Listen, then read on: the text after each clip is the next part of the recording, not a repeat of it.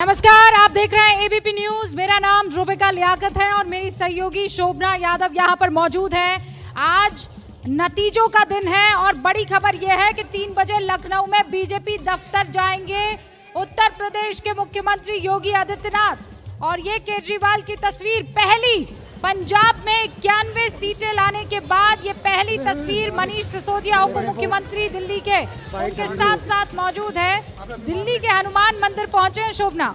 बिल्कुल, और देखिए मंदिर की बहुत अहमियत हो जाती है चुनावों के समय। और अब जीत के बाद माफ कीजिए, दिल्ली के मुख्यमंत्री अरविंद केजरीवाल और उप मुख्यमंत्री मनीष सिसोदिया हनुमान मंदिर पहुंचे हैं। और अरविंद केजरीवाल हमेशा ये कहते रहे हैं कि वो हनुमान जी के भक्त हैं और आज हनुमान जी ने उनको प्रसाद भी दिया है। ये दूसरी बड़ी स्टेट दिल्ली के बाद वो पंजाब में उनकी जीत दर्ज हुई है। क्या रूबिका? मैं शोभना पूछ रही हूँ, ये वो दिल्ली सीपी वाला जी बिल्कुल, ये प्राचीन हनुमान मंदिर है जो कि कनॉट प्लेस पर मौजूद है। वहां पर दिल्ली के मुख्यमंत्री अरविंद केजरीवाल पहुंचे हैं, बड़ी जीत दर्ज की है। और एक चीज रूबिका बड़ी दिलचस्प है कि जैसे दिल्ली की जीत की बात करें तो क्लीन स्वीप था, और ऐसी ही आज जीत हमें पंजाब में भी देखने को मिल रही है। आम आदमी पार्टी कॉन्फिडेंस एकदम हाई होगा और इसी पर एक रिएक्शन लिया जाना चाहिए। अरविंद केजरीवाल अभी वो कुछ देर पहले उनके जो सिपह सालार थे जो पंजाब में सबसे ज्यादा थे, राघव चड्ढा, वो ये कह रहे हैं अब मेरा सपना है कि मैं इनको पीएम के तौर पर देखूं। देखिए, राजनीति संभावनाओं का खेल है और जो पंजाब में एक तरह से खत्म हो गई थी आम आदमी पार्टी और 2019 के लोकसभा चुनाव में भी कुछ खास नहीं कर पाई थी। भगवत मान ने अपनी सीट अपने दम पर निकाली थी और जैसे अखिलेश 4 साल निष्क्रिय बैठे रहे, ऐसे आम आदमी पार्टी भी पंजाब में निष्क्रिय बैठी रही थी। लेकिन आखिरी 6 महीने के अंदर वो कमाल किया और वो संभावना है, इसीलिए संभावना। भारतीय लोकतंत्र की राजनीति इस समय क्राइसिस में है क्योंकि विपक्ष बहुत कमजोर है।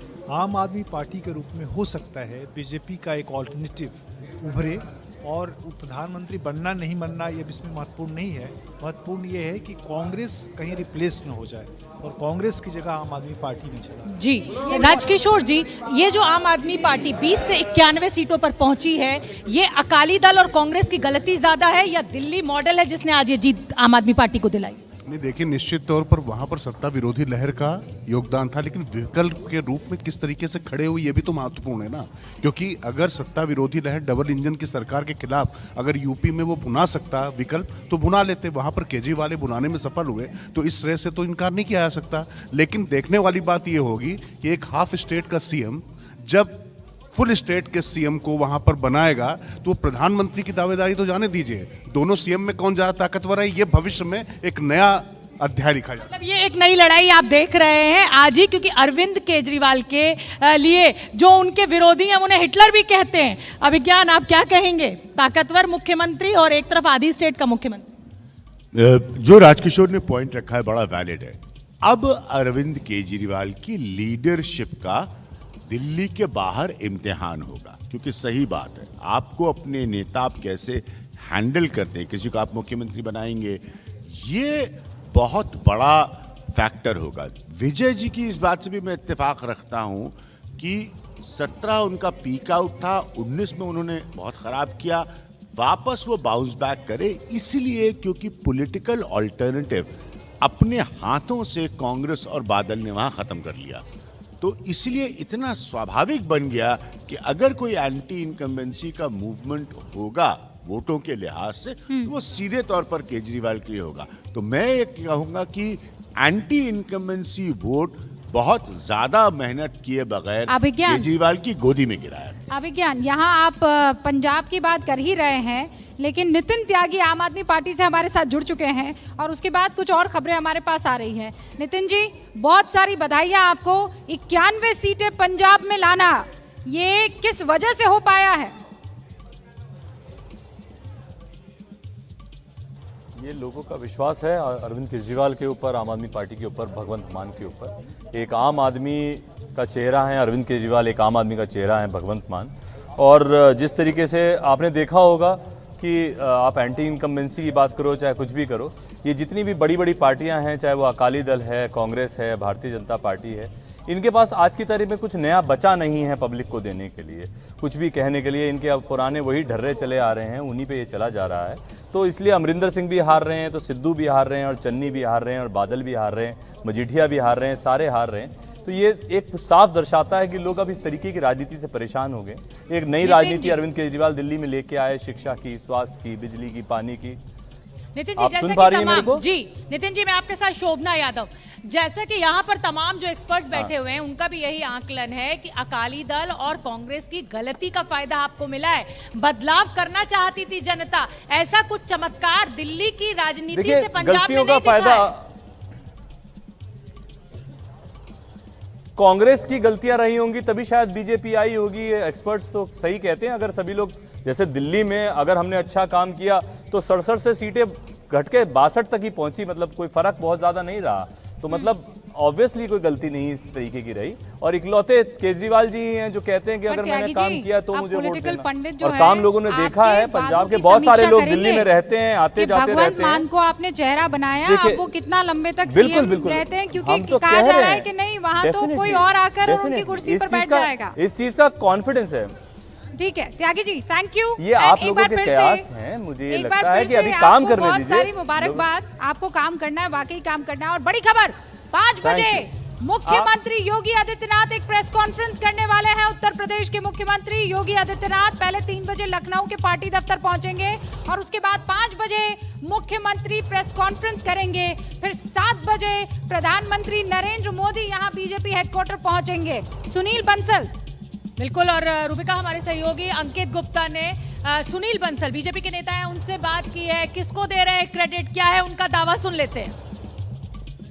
मेरे साथ मौजूद हैं संगठन मंत्री सुनील बंसल जी। सुनील जी, क्या लग रहा है ये जो नतीजे आ रहे हैं, जो रुझान है नतीजों में तब्दील होते दिख रहे हैं, सबसे बड़ा फैक्टर?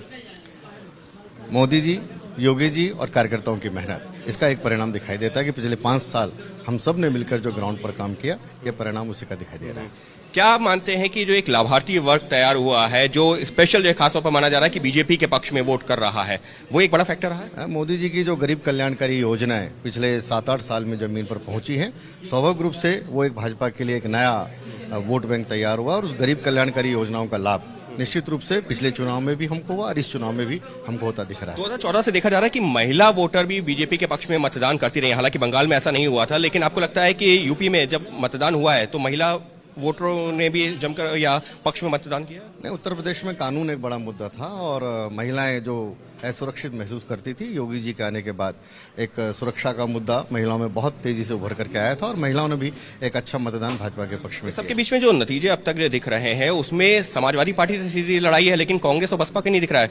उनका कमजोर होना भी क्या भाजपा के लिए फायदेमंद रहा? वो हर चुनाव का ही है। पिछला चुनाव, हर चुनाव में कोई ना कोई, चाहे सपा बसपा, हर चुनाव में सब प्रयोग उन्होंने करके देखे। मैं मानता हूँ ये चुनाव भी उन्होंने प्रयोग करके देखा है। आगे भी इसी प्रकार के परिणाम उत्तर प्रदेश में। हैशटैग रिजल्ट्स और एबीपी शोभना में बता दूं ट्रेंड कर रहा है। दर्शक अपनी राय, अपनी बातें जो हैं हैशटैग रिजल्ट्स ऑन एबीपी पर हमें दे सकते हैं। पीछे आपको संगीता तिवारी मेरी सहयोगी नजर आ रही है, लेकिन उससे पहले स्मृति ईरानी जी हमारे साथ जुड़ चुकी है, केंद्रीय मंत्री। स्मृति जी, बहुत बहुत स्वागत है आपका एबीपी न्यूज़ पर और बहुत सारी बधाइयाँ। 276 पर इस वक्त नजर आ रही है बीजेपी उत्तर प्रदेश में। इतिहास, हिस्ट्री। धन्यवाद जी आपको। पहले तो क्योंकि मैं 8 मार्च को आपको शुभकामनाएं प्रेषित नहीं कर पाई, इसलिए आपके यहाँ पर जितनी भी महिला टीम की कर्मियां हैं सबको मेरी ओर से बिलेटेड हैप्पी वुमेन्स डे। और आज वाकई में अगर मातृशक्ति की ताकत को पॉलिटिकली पहचानना है तो उत्तर प्रदेश के जो आप रिजल्ट बता रही हैं वो इस बात का प्रमाण है कि विकास के आधार पर और लॉ एंड ऑर्डर की व्यवस्थाओं को सुदृढ़ करके भारतीय जनता पार्टी को विशेषतः महिलाओं का आशीर्वाद, उनका सहयोग मिला है, जो आज रिजल्ट में प्रतिबिंबित हो रहा है। निश्चित रूप से एक महिला पॉलिटिकल कर्मी के नाते मेरे लिए हर्ष का विषय है, लेकिन ओवरऑल अगर आप राजनीतिक तत्वों पर थोड़ा सा रुचि लेते हैं, जो भी नागरिक वो इस बात से सहमत होंगे कि उत्तर प्रदेश का ये चुनाव विकास के आधार पर और विकास के मुद्दों के आधार पर भारतीय जनता पार्टी लड़ी और आज मात्र भाजपा की जीत नहीं, विकास की जीत हो रही है उत्तर प्रदेश में। स्मृति जी, मैं आपसे ये जानना चाहूंगी, जिस तरीके की अप्रत्याशित जीत, क्योंकि उत्तर प्रदेश में पिछले 37 सालों से कभी कोई सरकार रिपीट नहीं हुई, इसमें आप ज्यादा बड़ा क्रेडिट किसे देना चाहेंगी? क्योंकि 2017 में तो ये मोदी जी के चेहरे पर लड़ा गया था, लेकिन इस बार योगी जी भी हैं आगे, तो किसको ज्यादा क्रेडिट देंगी, मोदी जी या फिर योगी जी? देखिए, आप जिस प्रकार के भेदभाव की मुझसे अपेक्षा कर रहे हैं वो आपको मैं ना सिर्फ स्वीकार करूंगी आपके भेदभाव को, नहीं, मैं ना ही उस भेदभाव पर नहीं, कोई देखिए, विशेष टिप्पणी लीडर तो करूंगी। आपके मोदी जी हैं, हम लेकिन सबके लिए जमीन पर परिवार काम के योगी जी मुखिया, ने किया है। हम सबके लिए परिवार के हमारे मुखिया नरेंद्र मोदी हैं। इस बात से योगी जी भी मतभेद नहीं रखेंगे कि ये मोदी जी की फ्लैगशिप स्कीम्स की वजह से और उत्तर प्रदेश में एक यशस्वी नेतृत्व देने वाली योगी जी की सरकार का ही कमाल है कि आज पुनः भारतीय जनता पार्टी की सरकार बन रही है। मोदी जी ने स्वयं जब आह्वान किया वोट के लिए तो जनता से कहा कि वोट बैंक की पॉलिटिक्स से उभरकर आप मात्र और मात्र विकास के मुद्दों पर अपना वोट दें। तो आज मैं अगर श्रेय देती हूं तो न सिर्फ मोदी जी के नेतृत्व को, उनकी फ्लैगशिप स्कीम्स को, साथ ही योगी जी के सरकार की वहां पर जो जो उपलब्धियां हैं उसको, लेकिन विशेष मेरा आभार है संगठन और हमारे जो नागरिक हैं जिन्होंने वोट बैंक की राजनीति का तिरस्कार किया, वो विशेष अभिनंदन के भी यहाँ पात्र पर हैं। ये चर्चा चल रही है कि कैप्टन जो है वो मोदी है और मैन ऑफ द मैच यहाँ पर योगी है। बहुत क्लियर मैंडेट जो है इस बात को लेकर दे दिया गया है और उसी तरफ आप इशारा कर रही हैं।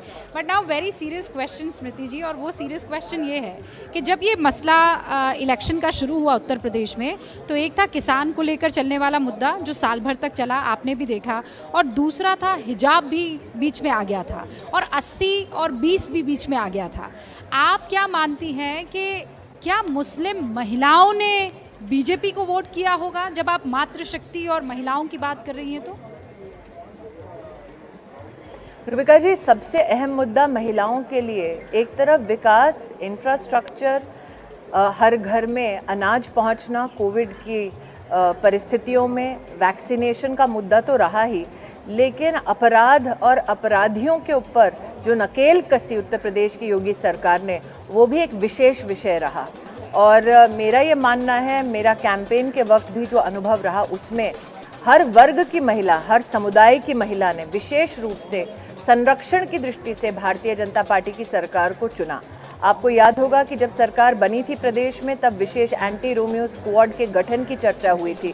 दिल्ली में कुछ ल्यूटियंस के विशेषज्ञों ने इस पर एक टिप्पणी थी, इसका क्या परिणाम हो सकता है, ये बड़ा बेतुका सा एक कदम है। लेकिन जो उत्तर प्रदेश में रहे हैं वर्षों वर्ष, विशेषतः महिलाएं, वो जानती हैं कि कितनी कठिन परिस्थितियों में विशेष उन बेटियों को स्कूल तक या कॉलेज जाने में परेशानियां उठानी पड़ती थी, जिसको योगी सरकार ने एक मुश्किल परिस्थिति में अपनी सरकारी तंत्र के माध्यम से महिलाओं को समाधान दिया है। तो निश्चित रूप से महिलाओं ने न सिर्फ विकास के मुद्दों पर वोट किया, बल्कि अपराधियों से संरक्षण जो भारतीय जनता पार्टी की सरकार ने किया, वो भी महिलाओं के लिए एक अहम मुद्दा था। स्मृति जी, ये इस तरीके से गोवा में आप सरकार बना रहे हैं, उत्तराखंड में आप सरकार बना रहे हैं, उत्तर प्रदेश में आप सरकार बना रहे हैं, मणिपुर में सबसे बड़ी पार्टी के रूप में आप उभरे हैं। क्या माना जाए कि 2024 के लिए ये जो नतीजे उत्तर प्रदेश के अप्रत्याशित आपके सामने आए हैं, ये आपके विजय रथ को और रफ्तार देंगे? रूबिका जी, हर बार जब चुनावी रुझानों को लेकर मैं आपके चैनल पर परिचर्चा में, मैं जब भी आपके चैनल पर चुनावी परिणामों को लेकर परिचर्चा में शामिल होती हूं, तो चाहे वो म्युनिसिपैलिटी का चुनाव हो या प्रदेश की विधानसभा का चुनाव हो, आप हमेशा उसको मोदी के लिए सेमीफाइनल ही मानती हैं। लेकिन फाइनलिटी से जनता ने 2014-2019 में अपना निर्णय दे दिया है। मैं बड़ी विनम्रता के भाव के साथ कहना चाहती हूँ कि जिस प्रकार से हमारे यशस्वी प्रधानमंत्री जी के प्रति जनता का अपार प्रेम और आशीर्वाद है, इज अ पीपल्स पर्सन, और इसीलिए आज मैं विनम्रता के भाव के साथ ही सही लेकिन पूरे विश्वास के साथ कहती हूँ कि 2024 में पुनः नरेंद्र मोदी जी ही सरकार बनाएंगे। आपने जहाँ से विजय पाई और जहाँ से आपने सांसद को हराकर वायनाड भेजा, उनकी एक तस्वीर आई, आपने देखी है कि नहीं देखी है स्मृति जी? आइसक्रीम खा रहे हैं वो वायनाड में। मैं पूर्ण रूप से आपका सुन नहीं पाई, कांग्रेस के संदर्भ में क्या प्रश्न था? स्मृति जी, मैं दोहरा देती हूँ, से राजनीतिक विशेषज्ञों के लिए रुचि का विषय होगा कि श्रीमती वाड्रा प्राण फूकने के संकल्प के साथ आई थी, लेकिन पार्टी फूंक कर उत्तर प्रदेश से जा रही हैं। चलिए, बहुत बहुत धन्यवाद स्मृति ईरानी, आपने एबीपी न्यूज के लिए वक्त निकाला। हमारी तरफ से भी आप मिठाई खाइए, आज बहुत बड़ा दिन, 5 में से 4 स्टेट्स में आप सरकार बनाने जा रहे हैं। तो हम बता दें कि हमारे साथ केंद्रीय मंत्री स्मृति ईरानी जुड़ी हुई थी और वो यही कह रही हैं कि प्रधानमंत्री नरेंद्र मोदी 2024 में भी सरकार बनाएंगे, जिस तरीके से लोगों का अपरंपार प्यार उनको मिल रहा है। और हमारी सहयोगी मनोज्ञा ने हमें फील्ड से एक रिपोर्ट भेजी है बुलडोजर पर, किस तरीके से कार्यकर्ता चढ़े हुए हैं और क्या प्यार बुलडोजर के लिए। देखिए हमारी ये रिपोर्ट। आज बाबा का बुलडोजर पहुंच चुका है बीजेपी कार्यालय के सामने। यहाँ पर इन सड़कों पर जहाँ एक और समर्थकों का हुजूम है तो वहीं दूसरी ओर समर्थक खड़े हुए हैं। बुलडोजर क्यों लेकर आए हैं? बुलडोजर रिपेयर होके आ गए हैं। अब शपथ ग्रहण के बाद बुलडोजर गुंडे, मवाली, दंगाई, बलात्कारियों की संपत्ति पे और घर पे बुलडोजर चलेंगे।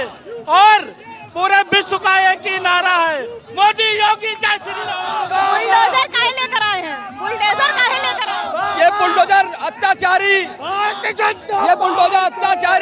और बहन बेटियों की आबरू लूटने वाले उन लोगों के लिए आज लाया गया है। भैया काहे चढ़े हो टायर पर? डिम्पल जी ने बयान दिया था, अरे सुनिए, डिम्पल जी ने बयान दिया था कि भगवे का रंग जो होता है जंग का होता है। अब जंग तो समाजवादी पार्टी में लगेगी और नाश्तो नाबूद हो जाएगी। अब बुलडोजर में चिप लगी हुई है। भैया कहाँ टंगे हो? बुलडोजर काहे लेकर आए? बाबा का बुलडोजर आया, इसमें चिप लग के आई है। जितना अखिलेश यादव ने बोला था, हमने लिस्ट निकाली है, उसी तरह इसमें चिप लगी हुई है माफियाओं गुंडों के लिए। और ये बुलडोजर रिपेयर होकर आ गया है और फिर से गुंडों के ऊपर ये चलेगा, माफिया राज कदम होगा। बुलडोजर जो लेकर आए हैं सब समर्थक, ये सड़कों की भीड़ अपने आप में बयां कर रही है कि इस समय माहौल क्या है। यहाँ पर सड़कों पर दूर दूर तक अगर आपको कुछ नजर आएगा तो वो है सिर्फ और सिर्फ बीजेपी के समर्थकों की भीड़। बड़े बड़े झंडे लेकर इस समय लोग इकट्ठा हैं और बाबा का बुलडोजर लेकर संदेश दे रहे हैं कि बाबा का बुलडोजर इस बार रिपेयर होकर आ गया है। और फिर आपको ये बता दूं कि इस वक्त सड़कों पर सिर्फ और सिर्फ उत्तर प्रदेश की बुलडोजर दिखाई दे रहा है और इसलिए दिखाई दे रहा है कि वो सख्त नीतियों को लेकर एक सिंबल के तौर पर उभर कर आया है। लेकिन कुछ और डिटेल्स, क्योंकि संगीता तिवारी लगातार चुनाव आयोग की वेबसाइट पर नजर रखे हुए हैं। ये जो आंकड़े आप देख रहे हैं ये रुझान है, लेकिन इस वक्त डिटेल्स क्या? रूबिका, जो दिलचस्प है यूपी में वो ये है कि कहीं भी मैं देख रही थी कि बीजेपी या तो लीड कर रही है या समाजवादी पार्टी। 2 नंबर पे जहाँ पे बीजेपी लीड कर रही है समाजवादी पार्टी है। बसपा या कांग्रेस कहीं भी 2 नंबर पे नज़र नहीं आ रहे हैं। एक आध जगह जहाँ पे लीड कर रहे हैं वहीं पे हैं। तो ये दोनों पार्टियां जो हैं इस चुनाव में साफ तौर पे हाशिए पे चली गई हैं। अगर हम वोटिंग परसेंटेज के हिसाब से देखें तो उस तरह से भी बड़ी खबर इस समय आ रही है रूबिका, वो बताना जरूरी है। नवजोत सिंह सिद्धू चुनाव हार गए हैं, अभी तक तीसरे नंबर पर चल रहे थे और अब ये बड़ी खबर, नवजोत सिंह सिद्धू चुनाव हारे। जो मुख्यमंत्री बनने के सपने देख रहे थे वो अमृतसर पूर्व से अपनी सीट हार गए हैं। विक्रम मजीठिया उनके सामने थे, लेकिन विक्रम मजीठिया भी हारे हैं। वहां से आम आदमी पार्टी के नेता जो हैं वो जीते हैं। संगीता जी, इस हार के बारे में और आम आदमी पार्टी की जीत के बारे में आपका कमेंट। देखिए, पंजाब में तो आम आदमी पार्टी ने पूरे तौर पे झाड़ू फेर दिया है अगर देखें तो सबकी उम्मीदों पे। और कांग्रेस की जहां तक बात है, सिद्धू हारे हैं।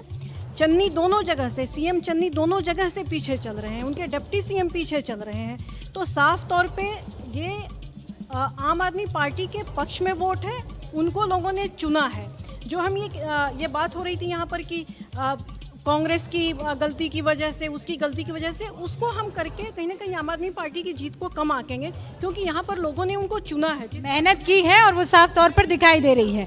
आप सभी का बहुत बहुत स्वागत है। आपके साथ मैं हूँ रूबिका लियाकत और मेरे साथ है मेरी दोस्त शोभना यादव। आपको बता दें हम कि बीजेपी 275, समाजवादी पार्टी 121, बसपा 4, कांग्रेस 2 और ये आया होली का रंग और मोदी का बयान। भाजपा की बम्पर जीत के साथ मनाई जाएगी। पहली होली 10 मार्च को भाजपा की बम्पर जीत के साथ मनाई जाएगी। तो ये रूबिका, ये ग्राफिक्स बहुत कुछ कह रहे हैं और प्रधानमंत्री नरेंद्र मोदी ने तो अपनी चुनावी रैली में ही कह दिया था कि हम तो होली, यानी बीजेपी के कार्यकर्ता जो हैं वो बीजेपी की जीत के साथ 10 मार्च को ही होली मनाएंगे। और जिस तरीके का आंकड़ा निकलकर सामने आ रहा है ऐतिहासिक, क्योंकि दूसरी बार यूपी में 37 साल बाद कोई सरकार रिपीट होने जा रही है। 275 सीटों के साथ एक बड़े बहुमत से बीजेपी ने अपनी जीत दर्ज करती हुई नजर आ रही है। 121। हालांकि समाजवादी पार्टी के लिए भी अच्छी बढ़त है, लगभग 9 से 10% का वोट परसेंटेज का उनकी बढ़ोतरी हुई है। और रविकांत ने हमें एक रिपोर्ट भेजी है कि बीजेपी खेमे में कैसे गुलाल और रंगों के साथ खेली जा रही है होली। दिल्ली में बीजेपी के केंद्रीय कार्यालय में चारों ओर खुशी का माहौल है और बेहद प्रसन्न चेहरे नजर आ रहे हैं। यहाँ पर ये रंग देखिए किस तरीके से भगवान हनुमान का वेश रख करके ये यहाँ पर मौजूद हैं और मोदी जी की तस्वीर लगा करके ये कार्यकर्ता यहाँ पर है। क्या कहेंगे आज? मुझे दोहरी खुशी हो रही है और मेरा शतक पूरा। और ये आज जो है मैं यहाँ आया हूँ बिहार बेगूसराय पन्ना से। मैं अपने श्री राम रूपी माननीय प्रधानमंत्री नरेंद्र दामोदर मोदी जी से कहना चाहता हूँ कि मेरे ग्रामीण वासी अभिलाषित है उनके चरणों के चंदन बंदन रघुनंदन करने के लिए। और आज मेरे श्री राम रूपी माननीय प्रधानमंत्री ने आज जो कार्य किए हैं, गरीबों के लिए कार्य किए हैं, तो आज इस तरीके से काफी ज्यादा भावुक भी हो रहे हैं और बिहार से आकर के यहाँ पर लगातार जीत के जश्न में शामिल हो रहे हैं। मोदी के कटआउट, योगी के कटआउट लेकर उनके कार्यकर्ता भावुक होते हुए सड़कों पर नजर आ रहे हैं। छोटे छोटे बच्चे योगी का रूप धारण किए हुए, माथे पर बुलडोजर लगाए हुए उत्तर प्रदेश में नजर आ रहे हैं। ये इतिहास उत्तर प्रदेश में ही नहीं रचा है, उत्तराखंड में भी पहली बार ऐसा हुआ है कि एक सरकार जिसने 5 साल वहां पर सरकार चलाई हो, 3-3 मुख्यमंत्री बदल दिए हो, वहां पर भी एक बार फिर से बीजेपी की सरकार और बीजेपी का परचम लहराता हुआ दिखाई दे रहा है। पंजाब में जरूर इतिहास रचा है आम आदमी पार्टी ने। अब दिल्ली से कारवां बढ़ते हुए पंजाब की तरफ पहुंच चुका है। सारे खास मेहमान हमारे साथ बने हुए हैं, लेकिन ये जीत की तस्वीरें, ये जश्न की तस्वीरें हैं। उत्तर प्रदेश में 275 का मतलब आप समझ लीजिए कि अब आने वाला लोकसभा चुनाव भी इन्हीं आंकड़ों को ध्यान में रखकर लड़ा जाएगा। जश्न की तस्वीरें लगातार हम आपको दिखा रहे हैं। 5 में से 4 राज्यों में बीजेपी, 3 में तो सीधे बहुमत के साथ सरकार बना रही है। 3 गोवा की बात करें तो 3 निर्दलियों ने समर्थन दे दिया है अपना। और मणिपुर में सबसे बड़ी पार्टी बनकर उभरी है। एक तरीके से देखा जाए तो 2024 के सेमीफाइनल की तरह उत्तर प्रदेश के चुनाव को देखा जा रहा था। तो ऐसा लगता है कि बीजेपी के लिए अब राह आसान है, क्योंकि उत्तर प्रदेश से होकर ही दिल्ली का रास्ता पहुंचता है। 275 सीटें कोई मामूली बढ़त नहीं है। एंटी इनकम्बेंसी के बाद इतनी बड़ी सीटों के साथ बीजेपी ने जो जीत दर्ज की है, कार्यकर्ताओं में उत्साह है। नाच गाना भी आप देख सकते हैं, संगीत आप सुन सकते हैं। और तुम राम को लाए हो, हम तुमको लाएंगे, ये लगातार बीजेपी के कार्यकर्ता कह रहे हैं। सबसे बड़ा खतरा था किसान आंदोलन। क्या हुआ कि किसान आंदोलन ऑल ऑफ अ सडन कोई मुद्दा नहीं रह गया? देखिए, 2 तरह की चीजें हुई। एक तो पहले तीनों कृषि कानून प्रधानमंत्री नरेंद्र मोदी ने वापस ले लिया, माफी भी मांगी। और सबसे बड़ी बात रूबिका, अगर पश्चिमी यूपी में देखें तो किसानों के साथ जो किसान है ना, जब वोट डालने जाता है तो वो जाट, वो सैनी, वो गुजर, वो लोधी, वो अलग अलग जातियों में चला जाता है। वो किसान नहीं रह जाता। उसी आधार पर वो अपना वोट करता है। और ये आज पंकज, ये कैसे हो सकता है कि बाकी उत्तर प्रदेश में जाति नहीं दिख रही है लेकिन पश्चिमी उत्तर प्रदेश में जाति दिख रही है? पूरे यूपी में, पूर्वांचल में भी देखिए कि अभी हम और बद्री जी इसी बात पर बात कर रहे थे। जैसा मैंने कहा कि यादव बहुल इलाकों में यादवों के खिलाफ दूसरी पिछड़ी जातियों ने गोलबंद होकर बीजेपी का साथ दिया। वैसे ही पश्चिमी यूपी में जब हम बात कर रहे हैं ना किसान आंदोलन की, उसकी अगुवाई कौन कर रहे थे? मौर्य, सैनी, दारा सिंह, ये सब ये सब जो सपा में गए वो कोई मदद नहीं कर पाए। देखिए रूपका, हुआ क्या ना, इन्होंने जयंत चौधरी से, ओम प्रकाश राजभर से, संजय चौहान से, केशव देव मौर्य से, पल्लवी पटेल से, इनसे समझौता तो कर लिया, नेताओं ने हाथ मिला लिया, लेकिन उनके वोटर, उनकी बिरादरी के लोग, उनके कार्यकर्ताओं का मन थोड़ा ही मिल गया।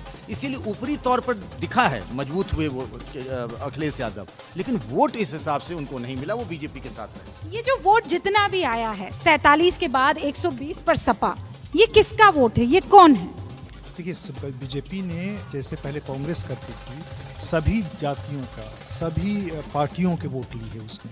और वो कैसे होता है? वो होता है कि आप कोई बड़ी सर्किल खड़ा करें। तो इसने क्या किया, लाभार्थी के माध्यम से एक ऐसी सर्किल खड़ा की जो across the caste, across the religion जाती थी, बिगर देन एनीवन।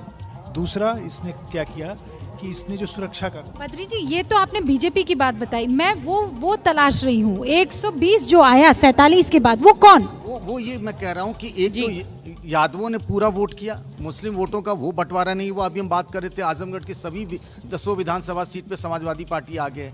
फिर जैसा उन कुछ छोटी छोटी पार्टियों से जो समझौता किया उसका भी कुछ फायदा हुआ है। 120 की जो बात कर रही है, देखिए 120 में 10% तो खुद यादव है, मुस्लिम है करीब 19-20%, वो कहीं नहीं गया। थोड़ा सा मुस्लिम वोटों में जो गरीब लाभार्थी हैं उनका वोट गया है, वो बीजेपी को गया है, वो बीजेपी।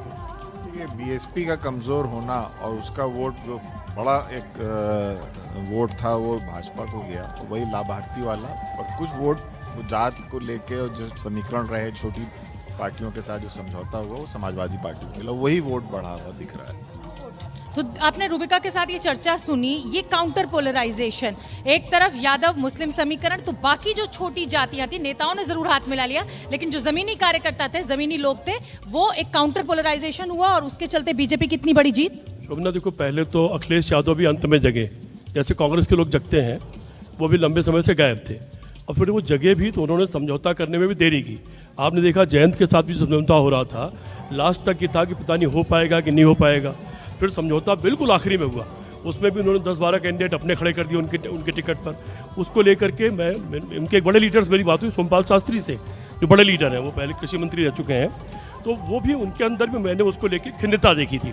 उससे मुझे लग रहा था कि ऐसा ना हो कि जहाँ पर अखिलेश के कैंडिडेट हों वहाँ पर जाट वोट उनको ना मिले, जहाँ पर लोक दल के कैंडिडेट हों उनको वोट मिले। जब ये खिन्नता और बंटवारा हो जाता है तो उसके परिणाम दूसरे हो जाते हैं। दूसरी बात, जिस दिन हरिशंकर तिवारी आए थे लोगों ने कहा ब्राह्मण का बड़ा चेहरा आ गया। मैंने कहा किसी व्यक्ति के आ जाने से पूरी कौम नहीं आ जाती। वही स्थिति एक मिनट पूरी बात कर लूँ, स्वामी प्रसाद मौर्य, चौहान इत्यादि जो आए ये बिल्कुल आखिरी में आए। अगर ये 6-8 महीने पहले आ गए होते, तब अगर अखिलेश साथ मिलकर दौरा कर रहे होते, काम कर रहे होते साथ साथ, और अपने अपने क्षेत्रों में जा रहे होते जहाँ इनको लोग रहते हैं, तो शायद कुछ प्रभावित कर पाते। कुल मिला के 365 दिन 24 घंटे काम कर रहे हैं। वो आखिरी में आए और अपने चुनाव में फंस गए। और अखिलेश का जिस बात को मैं पिछले 1.5 महीने से लगातार बोल रहा था, उसने पूरी पार्टी को वन मैन शो बना के रख दिया, 1 से 100 तक अकेले, जबकि उसमें तमाम बड़े लीडर मौजूद हैं जो मुलायम सिंह नहीं करते थे। तो उसका खामियाजा भुगतना पड़ा। यद्यप अखिलेश यादव ने 47 से 136 137 के आसपास अखिलेश यादव आने जा रहे हैं, वो 47 से 137 गए हैं, और बीजेपी 312 से 262 है। 50 सीटों का नुकसान है। संगीता जी, अगर मैं बात करूं, मैं आपके आंकड़ा भी सुनूंगी, लेकिन उससे पहले क्योंकि आप बहुत करीब से इस पूरे आंकड़े को देख रही हैं, चलिए पहले आप देख लीजिए, बता दीजिए, फिर मैं आपसे सवाल। शोभना, मैं ये बताना चाह रही थी कि बाकी राजनीति एक तरफ है, लेकिन अगर हम फैक्ट्स देखें परसेंटेज का, तो बीजेपी का जो परसेंटेज है 42% अभी दिख रहा है वोट का, यानी पिछले 2017 से अगर हम कंपेयर करें तो करीब 3% की बढ़ोतरी है। जो समाजवादी पार्टी है 31.8 यानी 32% के आसपास है, जो 10% की बढ़ोतरी है। और यहीं पे इम्पॉर्टेंट हो जाता है बीएसपी का वोट परसेंटेज, जो 12.5% है, यानी यहाँ से काफ़ी कम हुआ है। अब ये कहाँ बटा है, ये जाहिर सी बात है कि यहाँ पे 3% बढ़ा है, वहाँ पे 10% बढ़ा है, तो ये किधर गया है, ये इम्पॉर्टेंट सवाल है कि क्या ये समाजवादी पार्टी के साथ ज़्यादातर वोट गए हैं, जो वोट कहाँ से जुड़े हैं इसकी बात हो रही है। कांग्रेस का जो वोट है वो अभी 2.4 पे है, यानी वहाँ से भी कम हुआ है, 4% घटा है। तो ये सारे वोट जो कम हुए हैं, ये कहीं ना कहीं अखिलेश का जो 10% बढ़ा है समाजवादी पार्टी का, वहाँ पे जुड़ा है, और 3% बीजेपी के खाते में 3% की बढ़ोतरी है। ये कहा जा रहा था कि बीएसपी ने ऐसे कैंडिडेट्स खड़े किए हैं जो कि एक तरीके से फायदेमंद होगा बीजेपी के लिए, क्योंकि वो सपा के वोट काटेंगे। तो क्या यही एक जो समीकरण बैठा जी, ये 100% पक्का है कि मायावती जी का जो वोट है वो अखिलेश यादव को नहीं मिल सकता। अखिलेश यादव को वोट मिले हैं जो बीजेपी से नाराज थे और उनको वोट नहीं। बीजेपी या बीएसपी के भी नेता हमारे साथ मौजूद है। सतीश जी, क्या कहेंगे? बीएसपी तो डबल डिजिट से सिंगल डिजिट में आ नहीं। देखिए, बीजेपी ने बड़ी टैक्टिक्स के साथ ये इलेक्शन लड़ा है। उसने कहीं ना कहीं किसान आंदोलन को कहीं ना कहीं जाति से काउंटर किया है। देखिए, किसान एक जाति नहीं है, उसमें तमाम जातियों का समूह है। मैं इस बात से बिल्कुल सहमत हूं। सारा काम सतीश जी, बीजेपी ने जानबूझ करके किसान तो नाराज था ना, तो वो वोट कैसे पड़ा? काउंटर करने के लिए उसने जाट समाज के मैक्सिमम कैंडिडेट उतारे। उसने किसानों से समझौता नहीं किया, उसने कहीं ना कहीं जाति के साथ जाकर के समझौता किया। और पश्चिम उत्तर प्रदेश में ये बीजेपी, मैं पिछले 6 महीने से ये बात कह रहा था, पर ये दिमाग आप लोग क्यों नहीं लगा पाए? के अंदर MY की बात करना कहीं ना कहीं इंसाफ नहीं होगा। वहाँ M तो है लेकिन Y नहीं है। वहाँ अगर देखिए पश्चिम उत्तर जाट वोट ज्यादा बड़ी संख्या में, देखिए जाट पूरा का पूरा उत्तर प्रदेश, पश्चिम उत्तर प्रदेश में 2% है।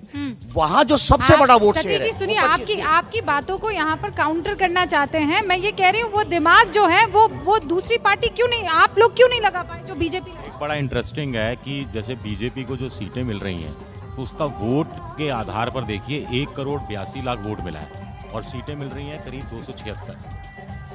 फिर कहिए। ये देखिए 262 सीटें मिल रही हैं 1 करोड़ 82 लाख वोट पे अभी तक 42%। और समाजवादी पार्टी को 1 करोड़ 38 लाख वोट मिल रहा है।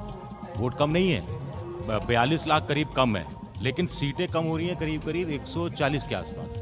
तो इसका मतलब बीजेपी ने हर सीट से इस ढंग से वोट जुगाड़ किए हैं कि वो सीट निकाल ले जाए। तो ये इसका एक हाथ।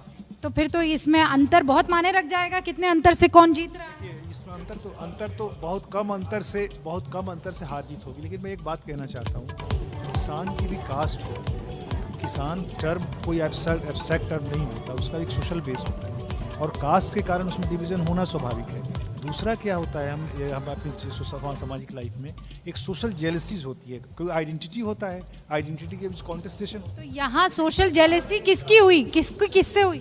हाँ, सोशल जेलसीज किससे हुई? देखिए ये हुई जो जहाँ भी जो डोमिनेंट है उसके बरक्स नॉन डोमिनेंट का पोलराइजेशन होता है। जैसे जहाँ यादव मुस्लिम डोमिनेंट है तो उसका नॉन डोमिनेंट खड़ा हो जाएगा। जैसे अगर पंजाब की बात करें किसानों के आंदोलन की, अगर वहाँ पर भी 2 दल खड़े थे, दोनों मालवा से खड़े थे, राजेवाल और दूसरे, लेकिन चूंकि वोट बैंक कॉमन था, बदलाव वाले यहाँ भी थे, बदलाव वाले आम आदमी पार्टी में भी थे, तो आम आदमी ने अपने ही किसानों पर भरोसा नहीं किया कि ये सरकार नहीं चला पाएंगे या सत्ता में भागीदारी के रूप में ठीक नहीं रहेगा, तो आम आदमी पार्टी के पास चले गए। तो ये फायदा भी आम आदमी पार्टी का। एक बड़ी खबर आ रही है, पहले वो बड़ी खबर हम दर्शकों को दिखा दे। चन्नी हार गए भदौर से। देखिए बड़ी खबर, चरणजीत सिंह चन्नी बता दें, सिटिंग मुख्यमंत्री पंजाब के चरणजीत सिंह चन्नी भदौर से, बरनाला की भदौर सीट से हार चुके हैं। कैप्टन अमरिंदर पंजाब से हारे, बड़े बड़े दिग्गज नवजोत सिंह सिद्धू यहां से हारे, उधर हरीश रावत उत्तराखंड में हारे। तो रूबिका इस बार बड़े बड़े दिग्गज चेहरे जो हैं वो अपने चुनाव हारे हैं। दिग्गजों को हराने वाले जो आम आदमी पार्टी के विधायक होंगे जो नए, उन सबको मंत्रिमंडल में शामिल करना बड़ा मुश्किल हो जाएगा। ये देखना होगा कि जो क्या हुआ है कि जैसे जाट उस पश्चिमी उत्तर प्रदेश में हम लोग मान के चल रहे हैं कि बीजेपी को इतने सीट मिल गए तो जाट पूरे दे दिए होंगे बीजेपी को। ऐसा नहीं हुआ है। हाँ, जाटों में फ्रैक्शन हुआ है, लेकिन जो नॉन जाट वोटर्स हैं वो भी बहुत महत्वपूर्ण है वेस्टर्न यूपी की पॉलिटिक्स में, लेकिन उनकी व्याख्या नहीं होती है, उनको ऐसे मान के छोड़ दिया जाता है। जो आप कह रहे हैं सोशल जेलसी, वो यहाँ लामबंद हुई है और उसने तो ये तो रिवर्स कुछ और नाम देना चाहिए, पोलराइजेशन। तो वही कह रहा ना, और ये बीजेपी ने पहले से ही इसका ब्लूप्रिंट देखिए नहीं, जैसे मुस्लिम बहुल इलाका है उसमें बीजेपी कैसे जीतती है।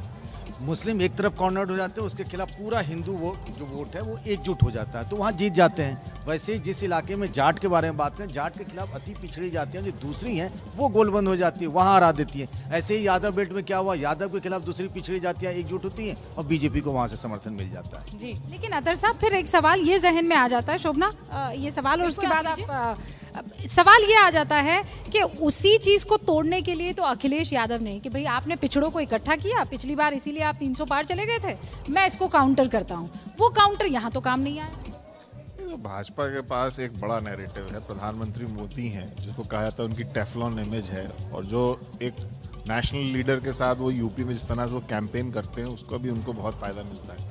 अखिलेश यादव फिर जैसा कि अभी सीपी राय साहब ने कहा कि वो अकेले दम पे और एक थोड़ा सा कहा जाए कि कम रिसोर्सेज के साथ, कम उसके साथ वो कैंपेन में आए।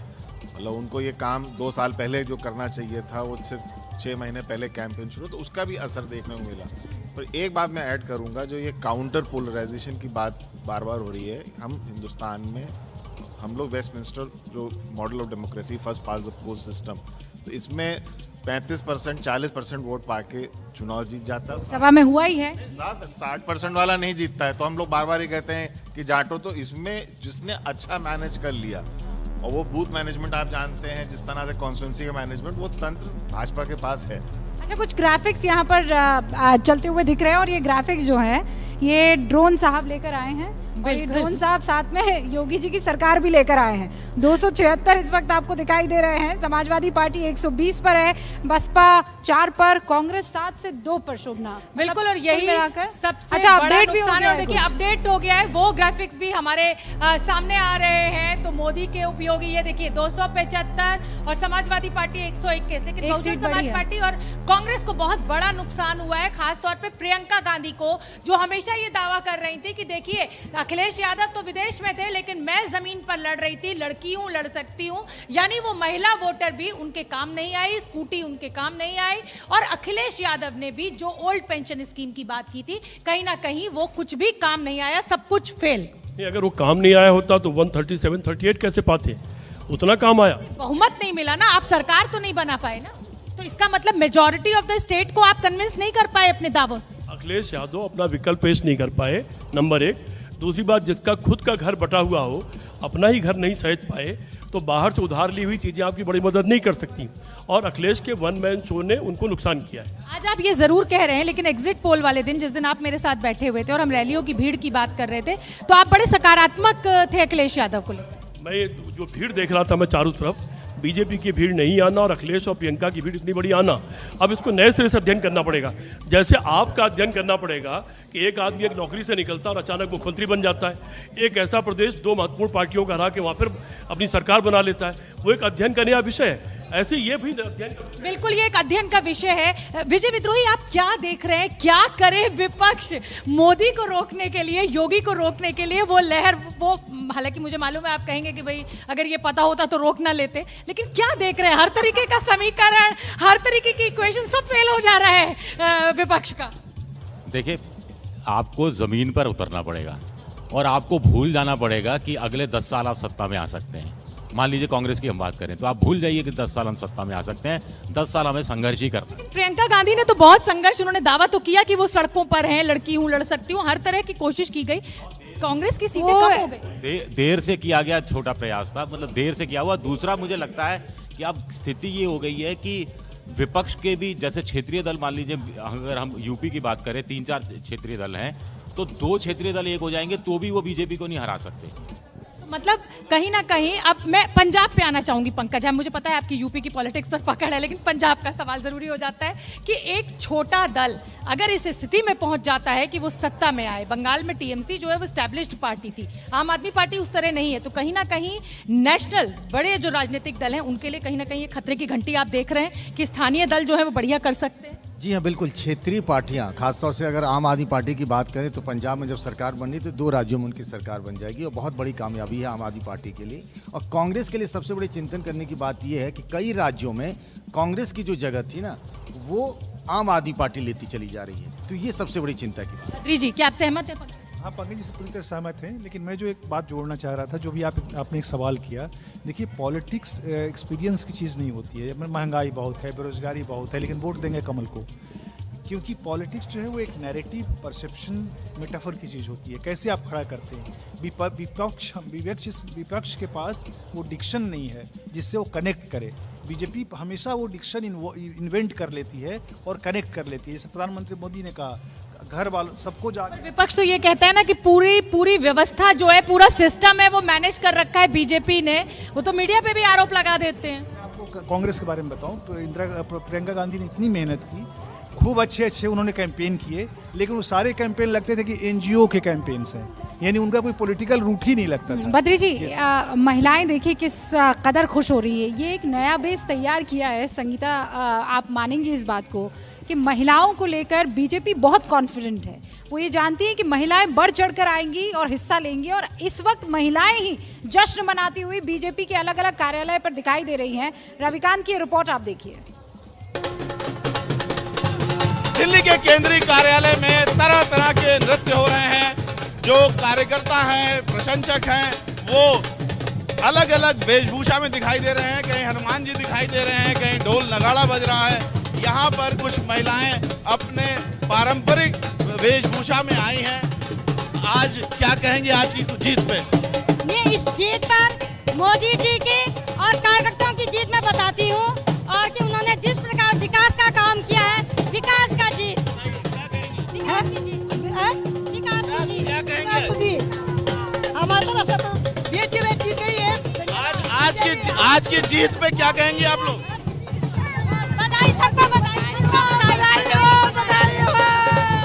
हमारे योगी जी को बधाई, बहुत बहुत बधाई। इस तरीके से अलग अलग दल है, अलग अलग लोग हैं, दूर दराज से आए हैं, दिल्ली से आए हैं, राजस्थान से लोग आए हैं और अपने अपने तरीके से जीत की जो उत्तर प्रदेश में इतनी बड़ी जीत हुई है उसका जश्न यहाँ पर बीजेपी केंद्रीय कार्यालय में जो कार्यकर्ता और दफ्तर में प्रधानमंत्री नरेंद्र मोदी 7 बजे पहुंचने वाले हैं। 5 बजे योगी आदित्यनाथ जो हैं वो एक प्रेस कॉन्फ्रेंस करने वाले हैं वहां लखनऊ में।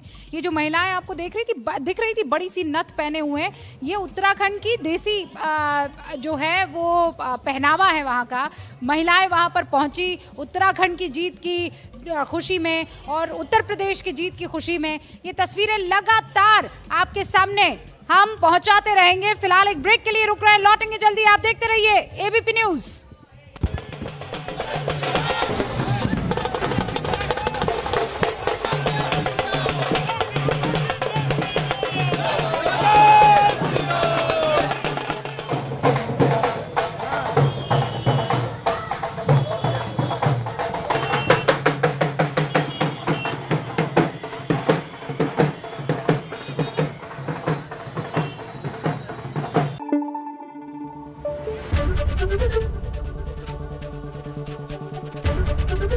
एबीपी न्यूज आपको रखे आगे।